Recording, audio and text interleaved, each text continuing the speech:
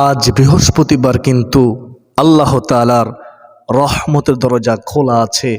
সুবর্ণ সুযোগ হাতছাড়া করবেন না। আজ বৃহস্পতিবার দিনে 2 রাকাত সলাতুল হাজত নামাজ আদায় করে 5টি দোয়া পড়ুন। যদি আপনি আজ বৃহস্পতিবার 2 রাকাত সলাতুল হাজত নামাজ আদায় করে এই 5টি দোয়া পড়তে পারেন, 1 নম্বরে আল্লাহ তাআলা আপনার জীবনের যৌবনের সগীরা কবিরা, চোখের গুনাহ, জবানের গুনাহ, হাতের গুনাহ, পায়ের গুনাহ, সর্ব অঙ্গ প্রত্যঙ্গের সমস্ত গুনাহ আল্লাহ ক্ষমা করে দিবেন। বলুন না সুবহানাল্লাহ। 2 নম্বর পুরস্কার হচ্ছে আল্লাহ আপনাকে সম্মানিত করবেন। 3 নম্বর পুরস্কার হচ্ছে আল্লাহ আপনার অভাব দূর করে দিবেন। সংসারে পরিবারের চতুর্দিক থেকে নেয়ামত রিজিক আসতেই থাকবে সুবহানাল্লাহ। 4 নম্বরে হচ্ছে আল্লাহ আপনার পেরেশানি, হতাশা, দুশ্চিন্তা দূর করে দিবেন, আল্লাহ ওয়াদা করেছেন। 5 নম্বর হচ্ছে আপনার দোয়া, মনের আশা আল্লাহ কবুল করবেন। আপনি যখন 2 হাত প্রসারিত করে আজ বৃহস্পতিবার এই সম্মানিত দিনে 2 রাকাত সলাতুল হাজত নামাজ আদায় করে 5টি দোয়া পড়বেন, আপনার 2 হাত ফিরিয়ে আল্লাহ লজ্জাবোধ করবেন, আল্লাহ আপনাকে ফিরিয়ে দিবে না সুবহানাল্লাহ। আল্লাহ বলবে, বান্দা চাও, তুমি আজ যা চাইবে আমি আল্লাহ তোমাকে তাই দান করব। বলুন না সুবহানাল্লাহ। আপনি যা চাইবেন আল্লাহ তাই দান করবেন। অত্যন্ত দামি এই 5টি দোয়া। প্রতিদিনই ভাই বোনেরা, নামাজের মাধ্যমে আল্লাহ তাআলার কাছে সাহায্য চাওয়ার জন্য স্বয়ং আল্লাহ আমাদেরকে কোরআনের মাধ্যমে তাগিদ দিয়েছেন। বিসমিল্লাহির রহমানির রহিম। ওয়াস্তাইনু বিস-সাবরি ওয়াস-সালাহ ইন্নাল্লাহা মা'আস-সাবিরিন। আল্লাহু আকবার কাবীরা। আল্লাহ তাআলা বলে, ও ঈমানদারগণ, বিশ্বাসীগণ, তোমরা সালাতের মাধ্যমে, ধৈর্যের মাধ্যমে আমি রবের কাছে সাহায্য চাও। সুবহানাল্লাহ। একবার ভেবে দেখেন, নামাজের মাধ্যমে সাহায্য চাওয়ার কথা বলেছেন কে? আল্লাহ। ধৈর্যের মাধ্যমে সাহায্য চাওয়ার কথা বলেছেন কে? আল্লাহ। তো আমরাও আজ বৃহস্পতিবার 2 রাকাত সলাতুল হাজত নামাজের মাধ্যমে এই 5টি দোয়ার মাধ্যমে আল্লাহ তাআলার কাছে সাহায্য চাইব। যিনি রজ্জাক, রিজিক দাতা, যিনি সম্মান দেওয়ার মালিক, যিনি বিপদ থেকে উদ্ধার করার মালিক, তিনি ছাড়া কেউ আমাদেরকে ক্ষমা করতে পারবে না, তিনি ছাড়া কেউ আমাদেরকে বিপদ থেকে উদ্ধার করতে পারবে না। সেই রব মালিক আল্লাহ তাআলার কাছে আজকে আমরা সাহায্য চাইব ইনশাআল্লাহ। প্রতিদিনই ভাই বোনেরা, যদি আপনারা জানতে চান, শিখতে চান আজ বৃহস্পতিবার দিনে কিভাবে 2 রাকাত সলাতুল হাজত নামাজ পড়বেন, কীভাবে নিয়ত করবেন, কীভাবে রুকু দিবেন, কীভাবে সেজদা দিবেন, সেজদায় কীভাবে দোয়া করবেন, এবং কতবার কিভাবে 5টি দোয়া পড়বেন, এবং কিভাবে সর্বশেষ 2 হাত তুলে আল্লাহর কাছে চোখের পানি ছেড়ে দিয়ে মুনাজাত করবেন, সম্পূর্ণ নিয়ম কানুন মনোযোগ দিয়ে শুনতে হবে। তো যারা আমাকে ভালোবাসেন, আমার আলোচনা শুনেন, আপনারা অবশ্যই প্রতিটি আলোচনা শোনার সময় ভিডিওতে একটি করে লাইক করে দিবেন এবং কমেন্টে আপনি আল্লাহ শুকর আদায় করবেন, লিখবেন আলহামদুলিল্লাহ। যদি আপনি এরকম করেন তাহলে এই আলোচনা সহজে মানুষের দ্বারে দ্বারে পৌঁছে যাবে, মানুষ শিখবে, আমল করবে। আমাদের মৃত্যুর পরেও কবরের মধ্যে এর সওয়াব যেতে থাকবে ইনশাআল্লাহ, সদকায়ে জারিয়া হিসেবে। প্রিয়দিনী ভাই বোনেরা, তো চলুন আমরা প্রথমে জেনে নেই আজ বৃহস্পতিবার দিনে আমরা কিভাবে 2 রাকাত সলাতুল হাজত নামাজ পড়ব, কখন পড়ব, তারপরে বাকি 5টি দোয়ার কথা বলে দেব, কতবার করে পড়বেন, কে মুনাজাত করবে সেটাও বলে দেব। আজ বৃহস্পতিবার আপনি নামাজের 3টি নিষিদ্ধ সময় ছাড়া বাকি যে কোনো সময়ে উত্তম রূপে ওযু করে, দিনে না পারলে রাতে, 24 ঘন্টার মধ্যে যখন সুযোগ পাবেন, এই 3টি নিষিদ্ধ সময় ছাড়া, হারাম সময় ছাড়া আপনি উত্তম রূপে ওযু করে 2 রাকাত সলাতুল হাজত নামাজ আদায় করে নেবেন। এই বিশেষ 2 রাকাত নামাজ স্বয়ং রাসূলুল্লাহ সাল্লাল্লাহু আলাইহি ওয়াসাল্লাম পড়তেন। রাসূলুল্লাহ সাল্লাল্লাহু আলাইহি ওয়াসাল্লাম রাহমাতুল আলামিন নবীজির যখনই বিশেষ কোনো উদ্দেশ্য থাকতো, রাহমাতুল আলামিন নবীজি উত্তম রুজু করে নামাজে দাঁড়িয়ে যেতেন, না নামাজের মাধ্যমে আল্লাহর কাছে সাহায্য চাইতেন। সুবহানাল্লাহ। সাহাবায়ে কেরাম তো এরকম করতেন। প্রদিনী ভাই বোনেরা, তো আপনি ওযু করলেন, ওযু করার পরে কি করবেন? জায়নামাজে দাঁড়িয়ে যাবেন। জায়নামাজে দাঁড়িয়ে আপনি জায়নামাজের দোয়াটি পড়বেন, ইন্নী ওয়াজ্জাহতু ওয়াজহিয়া লিল্লাযী ফাতারাস সামাওয়াতি ওয়াল আরদা হানিফাও ওয়া মা আনা মিনাল মুশরিকিন। তারপর আপনি নিয়ত করবেন। আরবিতে নিয়ত করতে হবে এমন বাধ্যবাধকতা নেই। নিয়ত তো সংকল্প করা, ইচ্ছা করা। আপনি এভাবে নিয়ত করবেন, আমি আল্লাহ তাআলাকে সন্তুষ্টি করার জন্য 2 রাকাত সলাতুল হাজত নামাজ আদায় করার নিয়ত করলাম। আল্লাহু আকবার। আল্লাহু আকবার বলে আপনি হাত উঠাবেন, তারপর হাত নামিয়ে হাত বাঁধবেন। হাত বাঁধার পরে সানা পড়বেন, সুবহানাকা আল্লাহুম্মা ওয়া বিহামদিকা ওয়া তাবারাকা ইসমুকা ওয়া তাআলা জাদ্দুকা ওয়া লা ইলাহা গায়রুক। সানা পড়ার পরে আউযুবিল্লাহ বিসমিল্লাহ সহকারে সূরাতুল ফাতিহা পড়বেন। সূরাতুল ফাতিহা পড়ার পরে আপনি যে সূরাগুলো পারেন সেই সূরাগুলোর মধ্য থেকে যে কোনো একটা সূরা পড়বেন, অথবা সূরা ইখলাস 3 বার পড়বেন। তো তারপরে আল্লাহু আকবার বলে আপনি রুকুতে যাবেন। রুকুর তাসবিহ আপনি শুদ্ধ করে পড়ার চেষ্টা করবেন, ধীরস্থির সাথে মনোযোগ সহকারে পড়ার চেষ্টা করবেন। সুবহান রাব্বিয়াল আযীম, সুবহান রাব্বিয়াল আযীম, সুবহান রাব্বিয়াল আযীম। অবশ্যই মনে রাখবেন রাসূলুল্লাহ সাল্লাল্লাহু আলাইহি ওয়াসাল্লাম বলেছেন, সবচেয়ে নিকৃষ্ট চোর ওই ব্যক্তি যে নামাজে চুরি করে। সাহাবাগণ জিজ্ঞাসা করল, ইয়া রাসূলুল্লাহ, ইয়া হাবিবাল্লাহ, নবী গো, নামাজে আবার কিভাবে চুরি করে?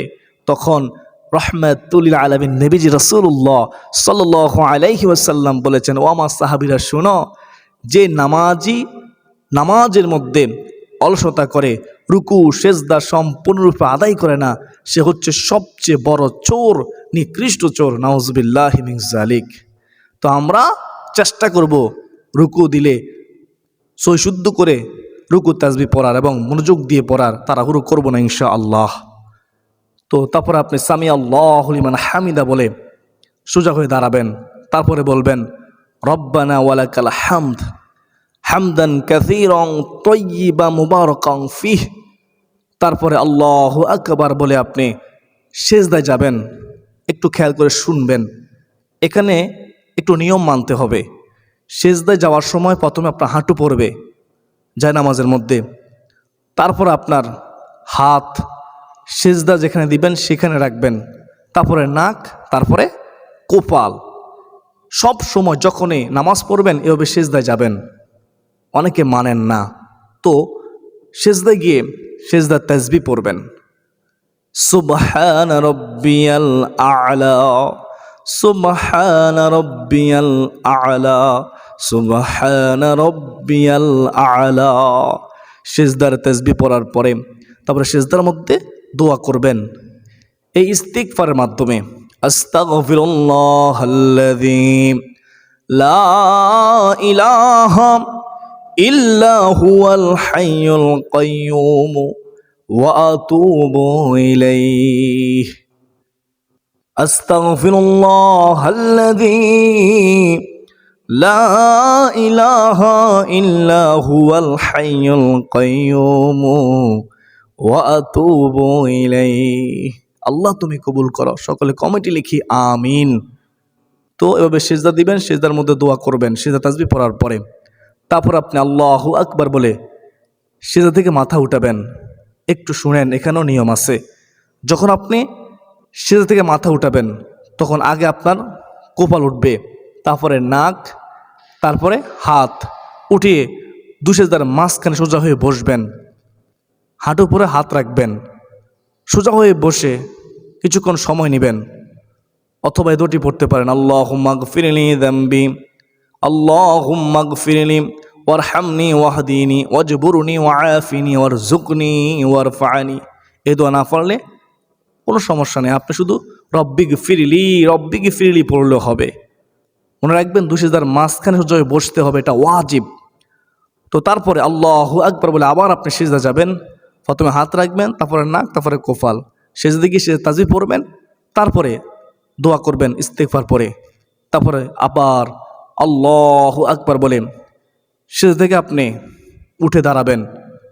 ওই যে বললাম প্রথমে কপাল উঠবে সিজদা থেকে ওঠার সময়, তারপরে নাক, তারপরে হাত, তারপরে হাঁটু উঠে সোজা হয়ে দাঁড়িয়ে যাবেন। সোজা হয়ে দাঁড়িয়ে প্রথম রাকাত যে পড়েছেন দ্বিতীয় রাকাতও এভাবে আপনি আদায় করবেন।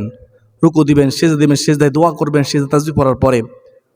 তো শেষ বৈঠকে তাশাহুদ দুরূদ শরীফ দোয়া মাসুরা পড়ে ডানে বামে সালাম ফিরিয়ে 2 রাকাত সলাতুল হাজত নামাজ, মনের আশা পূরণের নামাজ, এই বিশেষ 2 রাকাত নামাজ শেষ করবেন। তো 2 রাকাত নামাজ হয়ে গেল। এখন কি করবেন? এই 5টি দোয়ার মধ্যে আপনি 1 নম্বর যে প্রথমে দোয়াটি পড়বেন সেটা হচ্ছে দোয়ায়ে ইউনুস। লা ইলাহা ইল্লা আনতা সুবহানাকা ইন্নী কুনতু মিনাজ জালিমিন। অর্থ কি? লা ইলাহা ইল্লা আনতা, তুমি ছাড়া সত্য কোনো উপাস্য নেই, কোনো ইলাহা নেই, কোনো মাবুদ নেই। সুবহানাকা, তুমি পুত পবিত্র। ইন্নী কুনতু মিনাজ জালিমিন, নিশ্চয় আমি জালেমদের অন্তর্ভুক্ত। কি বিনয় দোয়ার মধ্যে। হযরত ইউনুস পয়গম্বর যখন রাতের অন্ধকারে, সমুদ্রের নিচের অন্ধকারে, মাছের পেটের ভিতরের অন্ধকারে বিপদে পড়ে আছে, 40 দিন হযরত ইউনুস আলাইহিস সালাম মাছের পেটে ছিলেন। মাছ তাকে হজম করতে পারে না, আল্লাহর হুকুমে মাছ তাকে হজম করতে পারে নাই। আর হযরত ইউনুস পয়গম্বর আল্লাহর রহমতে সেই মাছের পেটে 40 দিন ছিলেন। 40 দিন ইবাদত বন্দেগী করেছেন, জিকির করেছেন, তাসবিহ তাহলিল পড়েছেন এবং এই দোয়ার মাধ্যমে আল্লাহর কাছে সাহায্য চেয়েছেন।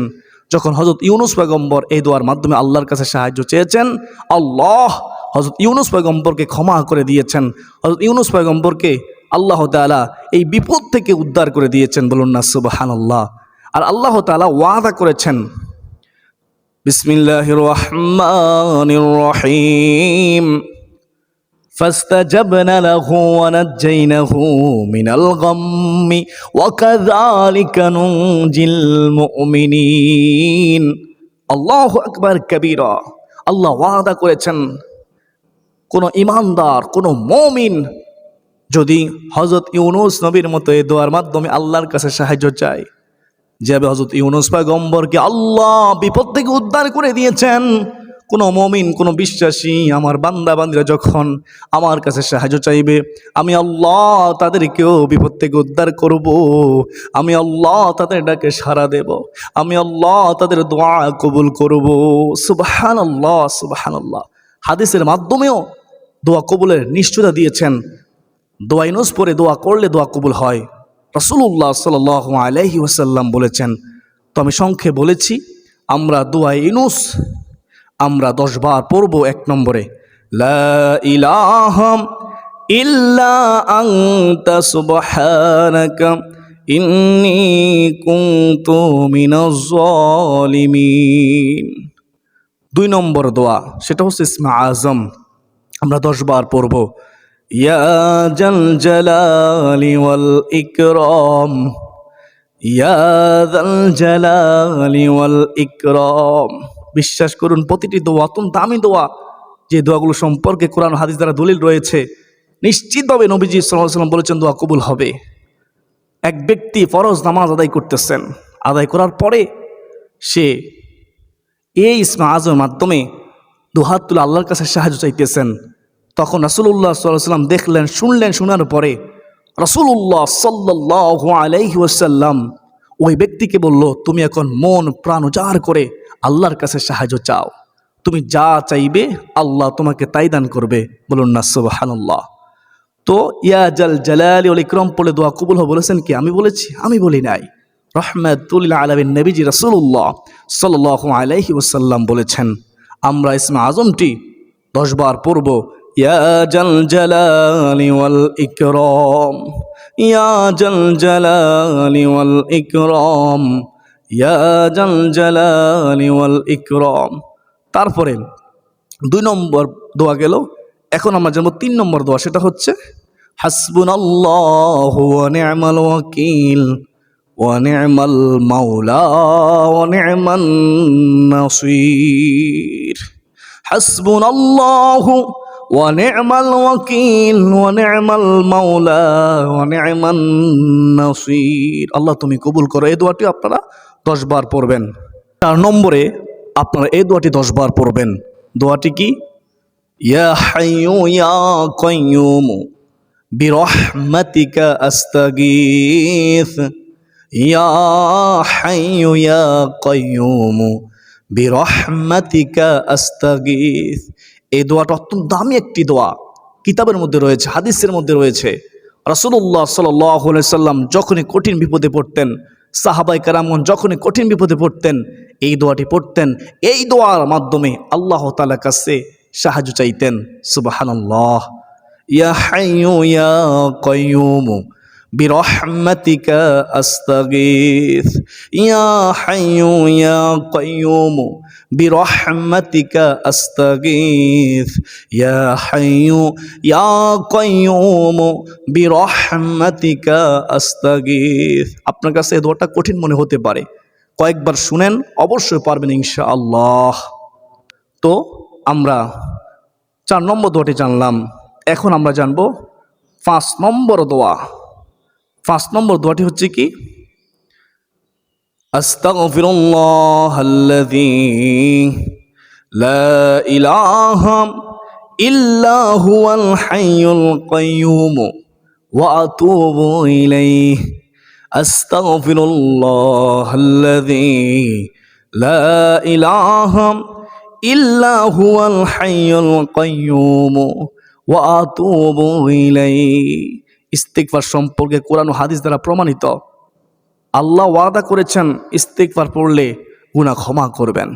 আল্লাহ ওয়াদা করেছেন ইস্তিগফার পড়লে সন্তানের প্রয়োজন হলে সলিহ নেককার সন্তান দিবেন, সম্পদের প্রয়োজন হলে সম্পদ দিবেন, অভাব দূর করে দিবেন। সুবহানাল্লাহ। আল্লাহ ওয়াদা করেছেন জাহান্নাম থেকে মুক্তি দিবেন। ইস্তিগফার পড়লে আল্লাহ নিজে ওয়াদা করেছেন আল্লাহ জান্নাত দিবেন, জাহান্নাম থেকে মুক্তি দিবেন, আমাদের জন্য নদী নালা প্রবাহিত করবেন, বিপদ আপদ পেরেশানি হতাশা দুশ্চিন্তা দূর করে দিবেন।